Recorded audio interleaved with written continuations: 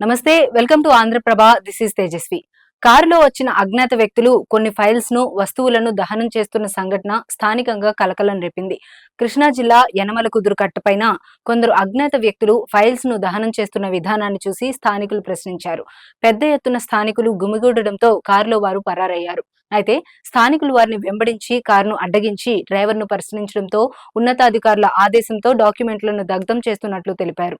AP 16EF 2500 నంబర్తో ఉన్న డాక్యుమెంట్లను, కొన్ని హార్డ్ డిస్క్లను, ఇతర వస్తువులను తీసుకువచ్చి తగలబెట్టారు.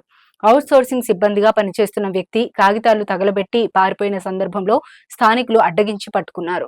కారుపై ప్రభుత్వ వాహనమని స్టిక్కర్ ఉన్న నేపథ్యంలో స్థానికులు డ్రైవర్ ని ప్రశ్నించగా pollution control board chairman Sameer Sharma ఆదేశాలతో డాక్యుమెంట్లను తగలబెట్టినట్లు డ్రైవర్ నాగరాజ్ తెలిపారు.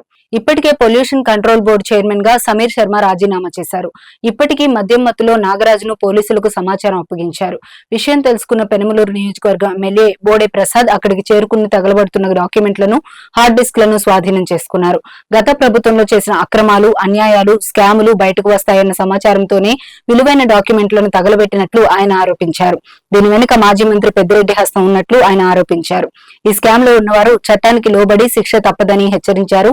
సుమారు గంట పాటు యనమలకుదురు కట్టపై జరిగిన ఈ సంఘటన రాష్ట్ర వ్యాప్తంగా సంచలనమైంది.